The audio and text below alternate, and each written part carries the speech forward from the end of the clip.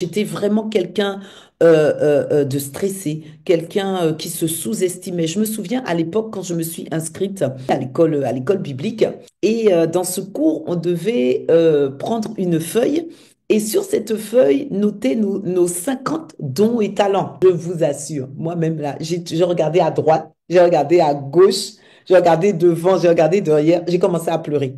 J'ai commencé à pleurer sur ma feuille, j'ai rendu ma feuille blanche. Et pasteur Peggy est venu à côté de moi et dit, mais pourquoi tu pleures? Qu'est-ce qui se passe?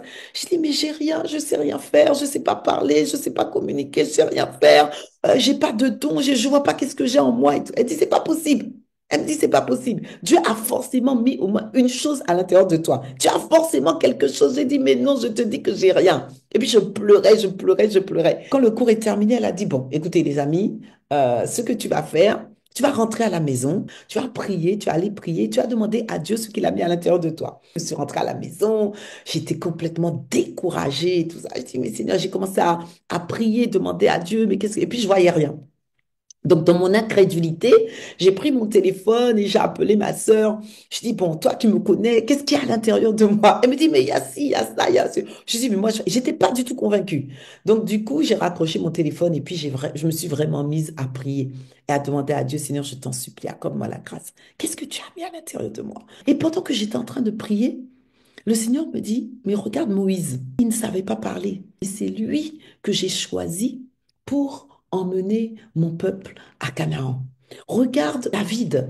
David était un simple berger dans la maison de son père, mais c'est lui que j'ai choisi pour être roi sur Israël. Et donc le Seigneur a commencé à me donner plein d'histoires comme ça de la Bible pour me montrer que, en fait, c'est pas forcément des dons, des talents, mais Dieu cherche des gens qui ont un cœur, qui ont envie de servir Dieu. Quand le Seigneur m'a parlé comme ça, je vous assure, j'ai vécu ma libération ce soir-là.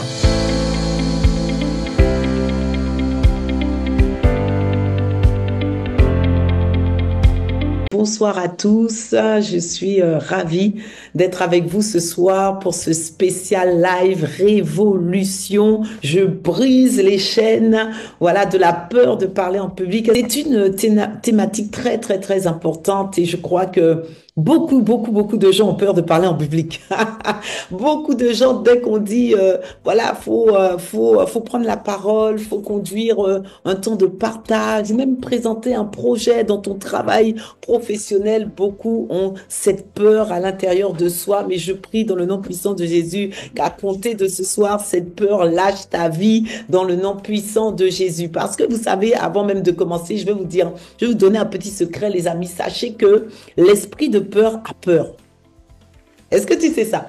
Est-ce que tu sais que l'esprit de peur a peur? L'esprit de peur a peur que tu fasses ce qu'il ne peut pas que tu fasses. Ah oui, je vous assure.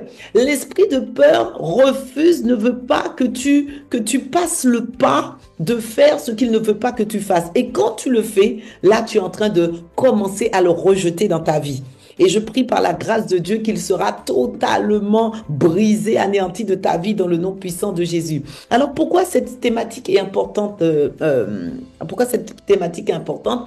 Cette thématique est importante parce que en tant que citoyens du royaume de Dieu, nous sommes tous à un moment donné, nous serons tous à un moment donné appelés à prendre la parole.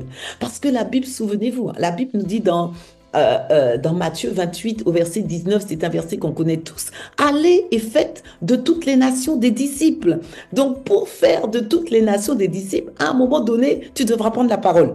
Alors peut-être que ça sera en petits groupes, ça sera peut-être avec plus de personnes, mais une chose est sûre, c'est qu'à un moment donné, tu devras prendre la parole au nom de ton gouvernement. Donc la première raison, il y a plusieurs raisons à ça, mais la première raison, c'est que nous sommes des porte-parole de Dieu. Toi et moi, nous sommes des porte-parole de Dieu. À partir du moment où tu es né de nouveau, Dieu nous a conféré de nouveaux statuts. Nous sommes enfants de Dieu, nous sommes citoyens du royaume, ministres du gouvernement, membres de la famille de Dieu, et nous sommes aussi ambassadeurs de Christ. Donc, qui dit ambassadeur? Cela veut dire qu'à un moment donné, tu vas devoir prendre la parole au nom de ton gouvernement. Lorsqu'on parle d'ambassadeur, nous sommes en train de parler de personnes qui ont un message, de personnes qui portent un message. Est-ce que vous êtes d'accord avec moi? Oui?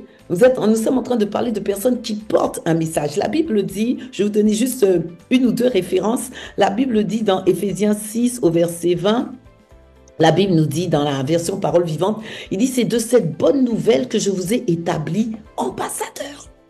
C'est de cette bonne nouvelle que je vous ai établi ambassadeur. Et lorsque nous allons dans 2 Corinthiens 5 au verset 20, il est dit, nous faisons donc les fonctions d'ambassadeur pour Christ, comme si Dieu exerçait par nous. Nous vous en supplions au nom de Christ, soyez réconciliés avec Dieu. Donc Dieu a fait de nous des ambassadeurs. Donc si tu es un ambassadeur, comme je l'ai dit, tu seras à un moment donné appelé à prendre la parole au nom de ton gouvernement. Donc ça, c'est la première raison.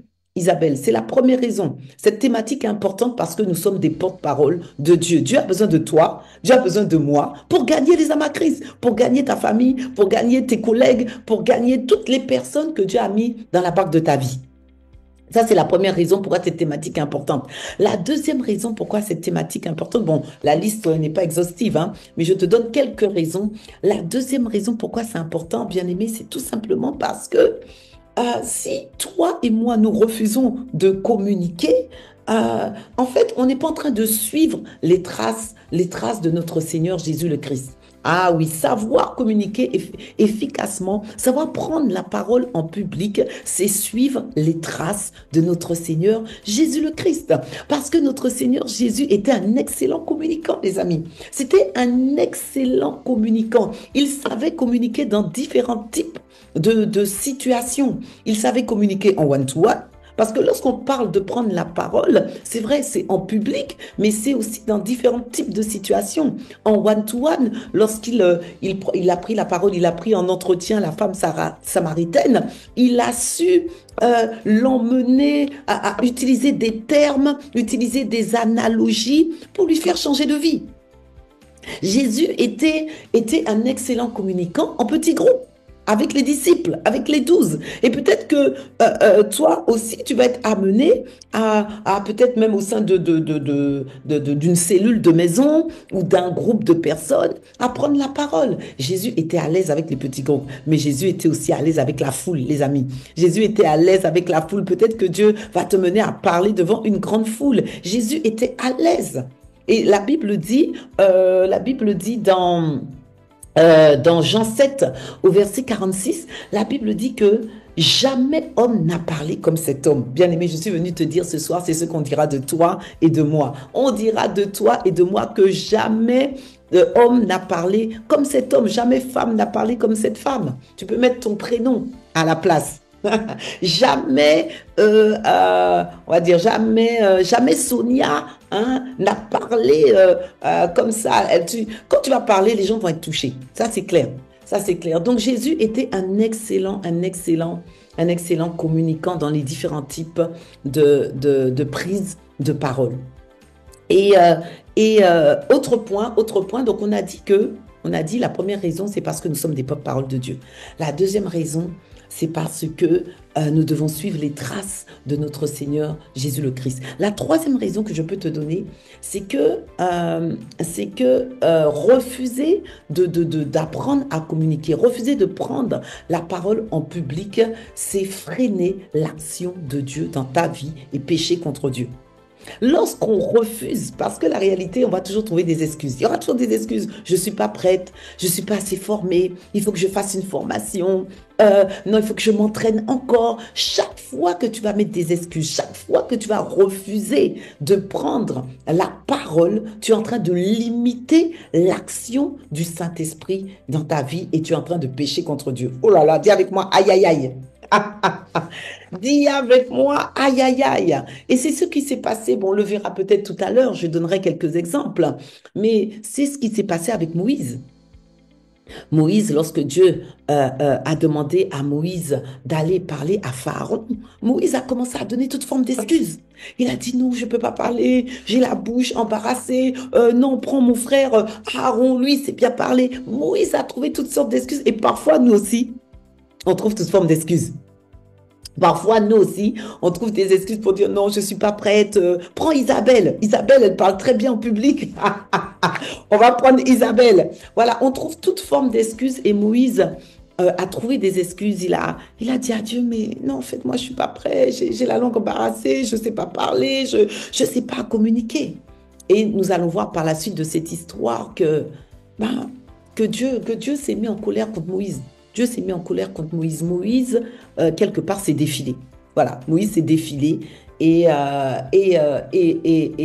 va voir par la suite hein, que l'histoire s'est bien terminée. On en parlera peut-être tout à l'heure. L'histoire s'est bien terminée. Mais Moïse s'est défilé et parfois, nous aussi, on a ce type de comportement, ce type d'attitude. Donc ça, c'est une troisième cause. Et puis, on peut également dire que pourquoi c'est important? Pourquoi c'est important? Parce que lorsqu'on décide d'accepter de communiquer, on décide tout simplement de faire confiance à Dieu. On décide de faire confiance à Dieu, tout simplement pour dépasser ses limitations. Hein? Apprendre à communiquer, apprendre à parler en public, c'est faire confiance à Dieu pour dépasser ses limitations, dépasser ses peurs. C'est une marque de confiance envers Dieu. Ah oui, parce que la Bible dit que je puis tout par Christ qui me fortifie. Voilà, la réalité, c'est que la plupart des gens comptent sur leur capacité. Donc, dès lors où tu comptes sur ta capacité, dès lors où tu dis non, moi, je ne me sens pas capable, mais la réalité, c'est pas toi.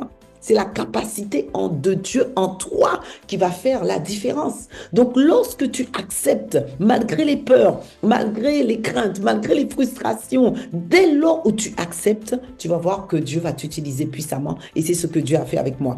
Pour dire vrai, effectivement, il y a quelques années, j'étais pas celle que je suis aujourd'hui. Nous rendons grâce à Dieu. Bon, je ne suis pas arrivée, il y a encore du travail, mais je ne suis pas celle que j'étais hier. Il y a quelques années, j'étais une personne qui avait un manque de confiance en soi. Oups, je perds mon oreillette. J'étais une personne manque de confiance en soi, manque d'estime de soi. Dès qu'il fallait prendre la parole, je commençais à trembler. Dès qu'on me demandait de conduire la prière, c'était compliqué. C'était très difficile. J'étais une personne qui voyait toujours les autres au-dessus d'eux-mêmes. Bon, ça, c'est une bonne chose. Mais j'étais quelqu'un qui ne voyait jamais les choses que Dieu avait mis à l'intérieur de moi. Vraiment, j'étais vraiment quelqu'un de stressé, quelqu'un qui se sous-estimait. Je me souviens à l'époque, quand je me suis inscrite à IEBI, à l'école biblique, je me souviens à l'époque, on était en présentiel et c'était le pasteur Peggy, qui est la directrice hein, de l'école biblique, qui donnait le cours. Et dans ce cours, on devait prendre une feuille et sur cette feuille, noter nos 50 dons et talents. Ah, déjà, rien que, je suis sûre qu'il y a une personne qui est même pas capable de mettre déjà 3. Donc 50, alors là, pour moi, c'était la fin du monde. C'était la fin du monde. Et donc, c'était un exercice qu'on devait faire. Et donc, on devait écrire 50 dons et talents. Et je vous assure, les amis, je vous assure, moi-même là, j'ai regardé à droite, j'ai regardé à gauche, j'ai regardé devant, j'ai regardé derrière, j'ai commencé à pleurer. J'ai commencé à pleurer sur ma feuille. J'ai rendu ma feuille blanche. Et pasteur Peggy est venu à côté de moi et dit, mais pourquoi tu pleures? Qu'est-ce qui se passe? Je dis, mais j'ai rien, je sais rien faire, je sais pas parler, je sais pas communiquer, je sais rien faire. J'ai pas de don, je vois pas qu'est-ce que j'ai en moi. Et tout. Elle dit, c'est pas possible. Elle me dit, c'est pas possible. Dieu a forcément mis au moins une chose à l'intérieur de toi. Tu as forcément quelque chose. J'ai dit, mais non, je te dis que j'ai rien. Et puis je pleurais, je pleurais, je pleurais. Et puis, quand le cours est terminé, elle a dit, bon, écoutez les amis, ce que tu vas faire, tu vas rentrer à la maison, comme le cours à l'époque, hein, c'était pas comme maintenant, c'était en présentiel, et puis on avait cours toute la semaine. Donc on devait revenir le lendemain. Donc elle avait dit, bon, tu vas rentrer à la maison, tu vas prier, tu vas aller prier, tu vas demander à Dieu ce qu'il a mis à l'intérieur de toi. Donc comme une bonne élève sérieuse, consciencieuse que je suis rentrée à la maison, j'étais complètement découragée et tout ça. Je dis, mais Seigneur, j'ai commencé à prier, demander à Dieu, mais qu'est-ce que... Et puis je voyais rien. Donc, dans mon incrédulité, j'ai pris mon téléphone et j'ai appelé ma sœur. Je dis, bon, toi qui me connais, qu'est-ce qu'il y a à l'intérieur de moi? Elle me dit, mais il y a ci, il y a ça, il y a ce. Je dis, mais moi, j'étais pas du tout convaincue. Donc, du coup, j'ai raccroché mon téléphone et puis je me suis vraiment mise à prier et à demander à Dieu, Seigneur, je t'en supplie, accorde-moi la grâce. Qu'est-ce que tu as mis à l'intérieur de moi? Je ne vois pas, Seigneur, qu'est-ce que tu as mis? Et pendant que j'étais en train de prier, le Seigneur me dit, mais regarde Moïse. C'est pour ça qu'on a parlé de Moïse tout à l'heure. Le Seigneur dit, mais regarde Moïse. Il ne savait pas parler. Il était incapable de parler, mais c'est lui que j'ai choisi pour emmener mon peuple à Canaan. Regarde David. David était un simple berger dans la maison de son père, mais c'est lui que j'ai choisi pour être roi sur Israël. Et donc le Seigneur a commencé à me donner plein d'histoires comme ça de la Bible pour me montrer que, en fait, c'est pas forcément des dons, des talents, mais Dieu cherche des gens qui ont un cœur. Dieu cherche des gens qui ont un cœur, des gens qui ont envie de servir Dieu, qui ont un cœur et qui se disent, Seigneur, non, il faut que tu te serves de moi, en fait. Et en fait, quand le Seigneur m'a parlé comme ça, je vous assure, j'ai vécu ma libération ce soir-là. J'ai vécu, c'est comme si quelque chose était sorti à l'intérieur de moi. Et puis, j'ai pris cette feuille. J'ai pris cette feuille et j'ai commencé à écrire. Puis j'écris un, et puis deux, et puis trois. Et puis plus j'écrivais, plus il y avait des choses qui sortaient. Et donc, pour finir la petite histoire, le lendemain, j'ai rendu ma feuille avec 50 dons et talents. Je ne sais pas comment j'ai fait, hein. Maintenant, si aujourd'hui tu me dis de le refaire, je ne sais pas si je vais y arriver. Mais ce jour-là, je vous assure, le Saint-Esprit m'a porté, le Saint-Esprit m'a conduit et ça m'a vraiment libéré en fait. Ça m'a vraiment libéré. Et ensuite, au fur et à mesure, avec les enseignements, avec les différentes formations que j'ai pu faire à Impact Centre Chrétien, au fur et à mesure, le Seigneur m'a permis d'acquérir cette capacité de parler et puis voilà, de parler en public, de diriger. Alors, ça n'a pas commencé avec une centaine de personnes, hein, mais ça a commencé en petits groupes dans ma famille d'Impact. Voilà, j'ai commencé à partager la parole dans ma famille d'Impact, j'ai commencé à faire la modération à l'église, petit à petit. Alors, je vous assure, hein, moi, j'avais pas confiance en moi, mais je me suis jetée à l'eau. Et ça, c'est une des clés. Ça, c'est une des clés pour apprendre à communiquer efficacement, c'est qu'il faut se jeter à l'eau. Tu as beau être sur le bord de la piscine, à faire le crawl, la brasse, à faire toute forme comment dire, de gymnastique, de natation, mais à un moment donné, il faut se jeter à l'eau. À un moment donné, tu ne peux pas rester que sur le bord de la piscine. À un moment donné, il faut se jeter à l'eau. Et donc, c'est ce que j'ai fait. Donc, et je me souviens qu'à l'époque, Pasteur Peggy m'avait donné ce conseil. Elle m'avait dit, mais trouve toutes les occasions possibles pour prendre la parole. Trouve tout, dès qu'on dit, qui veut conduire la prière, lève la main. Qui veut partager, lève la main. Qui veut, lève la main. Et donc, chaque fois que j'avais une opportunité de prendre la parole, je le faisais. Alors, je faisais avec crainte, hein, je faisais avec peur, mais la réalité, c'est plus tu le fais, plus tu deviens à l'aise, plus tu deviens à l'aise. Donc voilà, je le faisais, mais c'était un vrai combat à l'intérieur de moi. C'était un vrai combat, mais je me suis jetée à l'eau et j'ai fait confiance à Dieu. J'ai pas regardé à ma capacité, j'ai pas regardé à ce que je pouvais pas faire. J'ai fait confiance à Dieu. Et ça aussi, c'est le secret. On le verra peut-être tout à l'heure, mais ça aussi, c'est le secret. Et je crois vraiment, les amis, que si Dieu l'a fait pour moi, il peut le faire aussi pour vous. Il peut le faire pour vous. Parce que franchement, si vous m'aviez vu il y a quelques années, oh là là là là, c'était compliqué. C'était compliqué. J'étais incapable de mettre une phrase l'une après l'autre. Je commençais à bégayer, je commençais à trembler de tout mon être, du sommet de ma tête à la plante de mes pieds. Tout mon être tremblait dès qu'il fallait que je prenne la parole. Mais Dieu a travaillé, Dieu m'a fait grâce, Dieu a travaillé, Dieu m'a changé et je bénis le Seigneur. Donc, encore une fois, s'il l'a fait pour moi, il peut le faire pour vous. Voilà, Isabelle, pour le témoignage. Ah, je pense que nous tous, on peut rendre gloire à Dieu. Je vois dans le chat Cécile qui dit merci, Pasteur Jocelyne, pour ton témoignage qui m'encourage. D'autres personnes qui rendent gloire à Dieu, c'est que vraiment, ça nous a tous parlé, ça nous a Amen. inspiré et ça nous montre qu'avec Dieu, c'est possible. Et vraiment, donc tu es toi-même un témoin vivant de comment le Seigneur t'a transformé, t'a aidé Mm. à prendre confiance en toi pour parler maintenant à un grand public. Et y a-t-il également des exemples bibliques de personnes ordinaires que le Seigneur a utilisées et a transformées en Mhm. puissants orateurs aujourd'hui? Amen, amen. Bon, j'en ai parlé tout à l'heure, hein. On a parlé de Moïse. On a parlé de Moïse dans Exode 4, au verset 10 à 14. On va essayer de le lire. On va essayer de le lire rapidement. Je vais essayer de le lire. Au verset 10, la Bible dit, Moïse dit à l'Éternel, Ah Seigneur, je ne suis pas un homme qui ait la parole facile. Et ce n'est d'hier, ni d'avant-hier, ni même depuis que tu parles à ton serviteur, car j'ai la bouche et la langue embarrassées. Qu'est-ce qui s'est passé? Qu'est-ce qui s'est passé? Pour la petite histoire. Un jour, Dieu a demandé à Moïse d'aller parler à Pharaon, tout simplement. Et donc, Moïse a objecté. Moïse s'est défilé. Moïse a dit non, Seigneur, je ne peux pas, je ne sais pas parler, j'ai la bouche embarrassée, j'ai du mal à m'exprimer. Dieu a dit à Moïse, en gros, Dieu a dit, mais t'inquiète pas, Moïse, c'est moi qui ai créé la bouche. Tu comprends? C'est moi qui ai créé la bouche. Sous-entendu, je connais les règles de la communication. Je connais comment parvenir, te faire parvenir à parler et avoir une bonne communication. Et donc, il lui dit au verset 12, il lui dit, va donc, je serai avec ta bouche et je t'enseignerai ce que tu auras à dire. En fait, il était en train de dire à Moïse, Moïse, mais ne t'inquiète pas en fait, je vais t'apprendre à communiquer, je vais t'apprendre, tu vois. Mais, encore une fois, en allant plus loin au verset 13, on voit que Moïse s'est défilé. Moïse dit, ah Seigneur, envoie qui tu voudras envoyer. Aïe, aïe, aïe. Et nous, comme je disais tout à l'heure, souvent on dit ça aussi, Seigneur, non pas moi, on voit quelqu'un d'autre, tu vois. Et en fait, ce qui s'est passé, c'est que le Seigneur a dû faire appel à quelqu'un d'autre. Le Seigneur a dû faire appel à quelqu'un d'autre. Moïse a freiné l'action de Dieu dans sa vie. Il a limité l'action de Dieu dans sa vie. Parce que nous allons voir plus tard que le Seigneur a fait appel à Aaron. Mais Aaron n'était pas le plan originel de Dieu.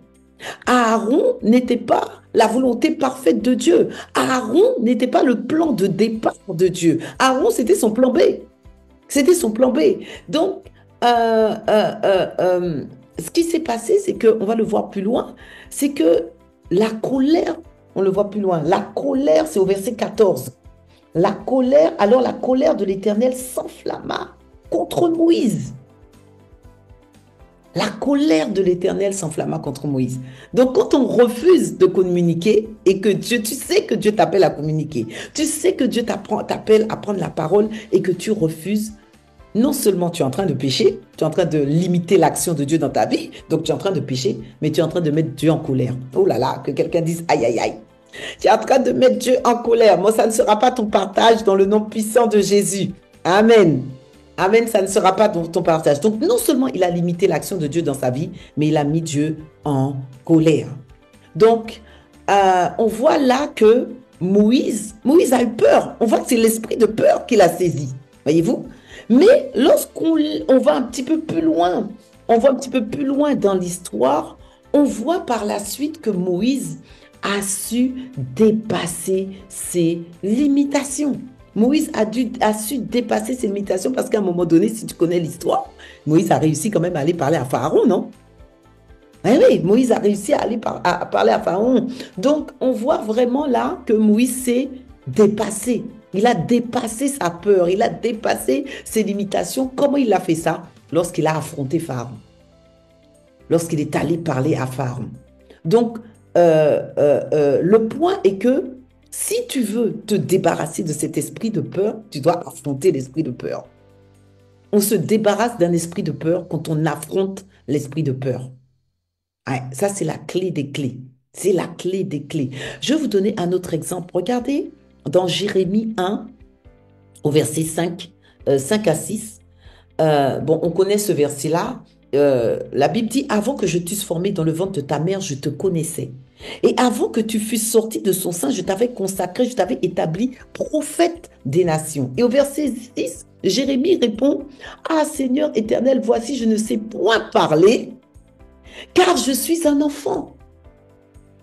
Et l'Éternel me dit, ne dis pas, je suis un enfant. Et souvent, c'est ce qui nous arrive. On dit, Seigneur, on ne dit pas, je suis un enfant, mais on dit, Seigneur, je ne sais pas parler. Je ne sais pas communiquer. Je ne peux pas, je ne sais pas. Hein? Et chaque fois qu'on dit ça, on est en train de limiter l'action de Dieu dans nos vies. Donc, c'est possible d'avoir des handicaps, c'est possible d'avoir des limitations, c'est possible d'avoir des peurs, mais c'est aussi possible de réussir à les dépasser avec Dieu. Parce que la Bible dit qu'avec Dieu, nous ferons des exploits. Que quelqu'un dise un bon amen. Avec Dieu, nous ferons des exploits. La Bible dit que je puis tout. Dans Philippiens 4, au verset 13, la Bible dit, je puis tout par Christ qui me fortifie. Je puis tout par Christ qui me fortifie. Et je te vois être un excellent communicant. Je te vois dépasser tes limitations. Je te vois dépasser tes peurs dans le nom puissant de Jésus. C'est ce qui va se passer. Il suffit de passer à l'action. Que quelqu'un dise un bon amen. Donc voilà un petit peu quelques exemples, mais on a aussi, si on regarde un petit peu dans le Nouveau Testament, on a aussi Pierre et Jean. Je crois que c'est dans alors je vais vous dire ça, c'est dans Acte 13. Acte 13, on parle de Pierre et de Jean comme des hommes qui étaient sans instruction. On parle de personnes qui étaient sans instruction. Mais la Bible dit dans la version 21, dit lorsqu'ils virent l'assurance de Pierre et de Jean, ils furent étonnés car ils savaient que c'était des hommes du peuple sans instruction et ils les reconnaissaient pour avoir été avec Jésus. Pierre et Jean étaient d'excellents communicants et pourtant la Bible parle d'eux comme des gens qui étaient sans instruction. Hein, qu'est-ce qui s'est passé? Oups, ah voilà.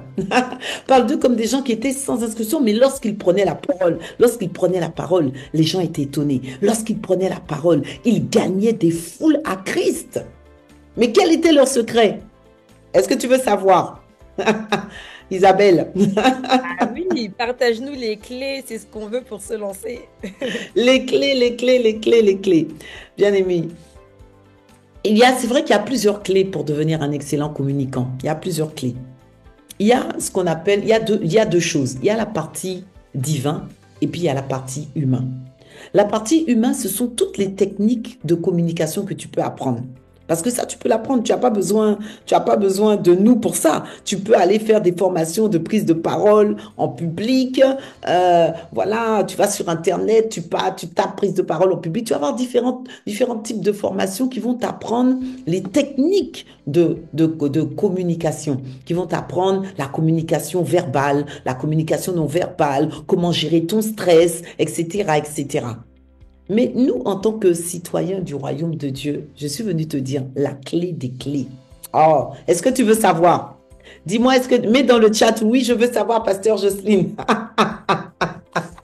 Est-ce que tu veux savoir la clé des clés? Bon, je regarde dans le chat. Si tu écris, oui, je veux savoir. La clé des clés, la clé d'une communication efficace en tant que citoyen du royaume de Dieu, bien-aimé, au-delà des techniques de communication. Parce que vous savez, beaucoup de gens disent, « Ah oui, voilà, j'ai fait une formation, j'ai des techniques de communication, mais en plus de ça, on a le Seigneur avec nous. » Non, c'est pas comme ça que ça se passe, les amis. Parce que je suis venue t'annoncer que ton atout majeur, la clé d'une excellente communication, c'est le Saint-Esprit. Oh, dis avec moi, c'est le Saint-Esprit. C'est le Saint-Esprit, c'est la clé d'une excellente communication. Oui, on va lire ça. On va lire... Qu'est-ce qu'on va lire? Bon, on a lu tout à l'heure dans Acte 4, verset 13. On a parlé des disciples. On a lu... qu'est-ce qu'on va lire? On va lire Marc 1 au verset 22. On va lire Marc 1 au verset 22. Les gens qui l'entendèrent étaient impressionnés par sa manière d'enseigner, car il n'était pas comme les maîtres de la loi, mais il leur donnait son enseignement avec autorité. On parlait de Jésus. Les gens étaient impressionnés par sa manière d'enseigner. Les gens étaient impressionnés par sa manière de parler. Et ce sera notre partage également, les amis, parce que je suis venue te dire que la clé des clés pour avoir une excellente communication, pour parler en public, c'est le Saint-Esprit. C'est le Saint-Esprit. Le Saint-Esprit, il est notre atout majeur. Ouais. Il est la plus grande des ressources que nous pouvons avoir. Il est le meilleur des coachs. Il est le meilleur des partenaires. Il est le meilleur des associés. Il est à la base de tout. Il est la source. Il est le commencement de tout. Il est le commencement de tout. Donc, on ne commence pas avec les techniques de communication, on commence avec le Saint-Esprit. Oh, que quelqu'un dise un bon amen. On commence avec le Saint-Esprit. On ne commence pas avec les techniques de communication, mais on commence avec le Saint-Esprit. Parce que, parce que le Saint-Esprit, tout d'abord, il faut savoir que le Saint-Esprit est la source de notre inspiration. Le Saint-Esprit est la source de notre... Est-ce que ça vous est déjà arrivé de parler à quelqu'un? Vous avez parlé à quelqu'un et puis vous avez l'impression que c'est rentré là et c'est ressorti de l'autre côté. Aucun... Il n'y a rien eu qui s'est passé. Il n'y a absolument rien qui s'est passé. Ça arrive. Ça arrive. Le Saint-Esprit est la source de notre inspiration. Ouais, il est la source de notre inspiration. Tu peux avoir un beau discours. Hein. Tu peux avoir un beau discours ficelé, que tu as travaillé pendant des heures et des heures. Mais si ce discours n'est pas inspiré, alors il n'y aura pas d'impact. Pas d'inspiration, pas d'impact. Voilà pourquoi c'est important d'avoir le Saint-Esprit. Il est la source de notre inspiration. Ça, c'est la première chose qu'on doit comprendre. C'est que le Saint-Esprit est la source de notre inspiration. La deuxième chose, c'est que le Saint-Esprit, il est la source de notre impact. Dans la communication, on a besoin d'impact. Parce que si c'est parler pour parler et puis qu'il n'y a pas d'impact, il n'y a pas de transformation, alors ça ne sert à rien de parler. Le Saint-Esprit est la source de notre impact. Le Saint-Esprit est la source de notre inspiration. Sans inspiration, il n'y a pas d'impact. Ouais. Parfois, on peut parler à quelqu'un et puis on a l'impression de parler à un mur. Pourquoi? Parce qu'il n'y a pas d'inspiration. Il n'y a pas d'inspiration. Voilà pourquoi c'est important. Et le Saint-Esprit aussi, pourquoi c'est la clé? Parce qu'il est la source de notre assurance. Il est la source de notre assurance. Le Saint-Esprit est la source de notre assurance. Oui. Oui. C'est lui qui enlève le trac à l'intérieur de nous. Même si le trac est toujours là, parce qu'il y a le bon trac et puis il y a le mauvais trac. Tu comprends? Il y a le bon trac, il y a le mauvais trac. Hein? Mais le Saint-Esprit est la source de notre assurance. 1, il est la source de notre inspiration. 2, il est la source de notre impact. 3, il est la source de notre assurance. Voilà pourquoi on a dit que jamais, on a parlé des disciples, on l'a dit tout à l'heure, hein, je ne sais plus c'est dans quoi on a lu, c'était dans Acte 4, hein, on a lu ça tout à l'heure dans Acte 4, où on parlait des disciples. La Bible dit que les gens étaient étonnés que lorsqu'ils virent l'assurance de Pierre et de Jean. Qu'est-ce qui donnait à Pierre et de Jean de l'assurance? C'était le Saint-Esprit. Le Saint-Esprit qui te donne de l'assurance. Parce que lorsque le Saint-Esprit te donne l'assurance, tu ne comptes plus sur ta capacité, tu ne comptes plus sur ton expérience, parce que tu peux avoir de l'expérience, tu peux avoir les diplômes, tout ce dont tu as besoin. Mais si le Saint-Esprit n'est pas là, il n'y aura aucun résultat. Voilà pourquoi c'est important. Donc, les techniques, les astuces, le secret des secrets, c'est le Saint-Esprit. Voilà, ce n'est pas, tu pensais peut-être que j'allais te donner des secrets, des techniques, tout ça, oui, ça marche, c'est bien, il faut faire les techniques. Mais le plus important, c'est le Saint-Esprit parce qu'il est notre atout majeur. Il est notre atout majeur. S'il l'a fait avec les disciples, s'il l'a fait avec moi, il peut le faire avec vous, les amis. Il peut le faire avec vous. Donc voilà un petit peu, Isabelle, les secrets des secrets. Mais de manière concrète, comme je le disais tout à l'heure, les amis, c'est vrai, on a besoin du Saint-Esprit. Le Saint-Esprit, et on lui fait confiance, il est la source de notre inspiration, la source de notre impact, la source de notre assurance. Mais de manière concrète, pour vaincre cette peur de parler en public, il faut se jeter à l'eau. Il faut se jeter à l'eau. C'est la clé des clés, je l'ai dit. L'esprit de peur a peur que tu fasses ce que tu dois faire.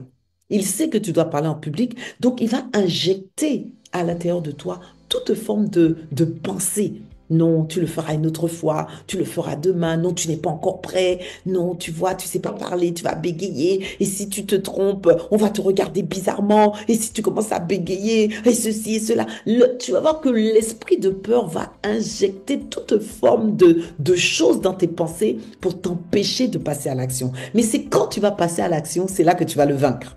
Ah, écoute, c'est quand tu vas passer à l'action, c'est là que tu vas vaincre cet esprit de peur. Je peux te le garantir parce que moi-même, je l'ai vécu. Je parle, je suis le message, les amis. Je vous parle, je vous dis, c'est quand chaque fois, je vous assure, des fois, j'avais mal au ventre. Des fois, j'avais mal au ventre, mal au ventre, mal au ventre. J'ai dit non, je peux pas le faire, Seigneur, je peux pas le faire, Seigneur, je peux pas le faire. Je me souviens la première fois où j'ai fait la modération. Je me souviens la première fois où j'ai fait la modération à l'église. Je vous assure, les amis, j'ai pas dormi de la nuit. J'avais toute forme de pensée. J'avais envie d'appeler pour dire que j'ai mal au ventre. J'avais envie d'appeler pour dire que j'ai mal à la tête. J'ai cherché toute forme d'excuse. Toute forme d'excuse. Au moment où il fallait monter sur la chaire pour prendre la parole, pour parler devant toute l'église. Aïe, aïe, aïe, aïe, aïe, aïe, aïe, aïe. J'avais qu'une envie, c'est aller aux toilettes. Courir pour aller aux toilettes. Mais je vous assure, quand j'ai affronté cet esprit de peur, quand j'y suis allée malgré que je tremblais de tout mon corps, de toute mon âme, de tout mon être, je tremblais quand je suis montée là et que j'ai fait ce que je devais faire. Je vous assure, les amis, c'est comme si quelque chose m'avait quitté. L'esprit de peur là, c'est là, ce jour-là que je l'ai vaincu. C'est ce jour-là que je l'ai vaincu. Ah oui, parce que ça, le fait de l'avoir fait, déjà tu te sens soulagé et puis ça a augmenté ta confiance. Ça a augmenté ta confiance. Tu te dis, mais tu peux le faire. Finalement, tu peux le faire. Tu peux le faire. Donc, je crois que si moi j'ai réussi, tu peux le faire aussi. Tu peux réussir par la grâce de Dieu. Tu peux réussir, mais passe à l'action. Ça, c'est le secret. Tu dois passer à l'action. Le Saint-Esprit et puis passer à l'action. Tu vas voir. Tu vas voir que tu vas devenir un excellent communicant par la grâce de Dieu. Waouh! Amen. Tu peux dire un peu Amen. Amen. Je pense que nous tous ici, on a été bénis. Est-ce qu'on peut rendre gloire à Dieu vraiment? Si quelqu'un est prêt à passer à l'action, peux-tu écrire dans le chat ou en commentaire sur le réseau, je décide de passer à l'action. C'est comme ça qu'on va affronter l'esprit de peur et que là où quelqu'un était tétanisé à l'idée juste d'aller évangéliser, d'aller parler du Seigneur ou de prendre la parole dans un autre cas, tu dis désormais j'affronte l'esprit de peur et je reconnais que c'est le Saint-Esprit en moi qui va faire toutes choses. Donc vraiment, merci Pasteur Jocelyne pour ton témoignage Amen. tellement inspirant parce qu'on voit comment Amen. Dieu utilise des personnes ordinaires et il les transforme lui-même en orateur d'impact. Donc, quiconque a Amen. reçu des clés, tu peux dire dans le chat, c'est bon, j'ai des clés pour passer. Alléluia. Et vous avez mis Le Seigneur prend des choses viles pour en faire des vases d'honneur. Je vous assure, qui aurait cru qu'un jour je serais en train de parler de comment faire pour parler en public, moi qui ne savais pas parler en public. Donc, je vous assure, les amis, Dieu est capable de le faire avec chacun d'entre nous parce que Dieu ne fait pas de favoritisme et Dieu ne fait exception de personne. Donc, s'il a fait avec moi, il peut le faire avec vous. Je vous assure. Donc, le plus important, c'est de faire confiance au Saint-Esprit. Ne vous faites pas confiance à vous-même. Moi, je ne me faisais pas confiance. Je dis, Seigneur, moi, je te fais confiance. Si là, je me loupe, c'est pas moi, c'est toi, Seigneur. Donc, voilà. Donc, moi, j'ai fait confiance à Dieu et Dieu s'est glorifié à travers le fait d'avoir accepté voilà, de surpasser l'esprit de peur.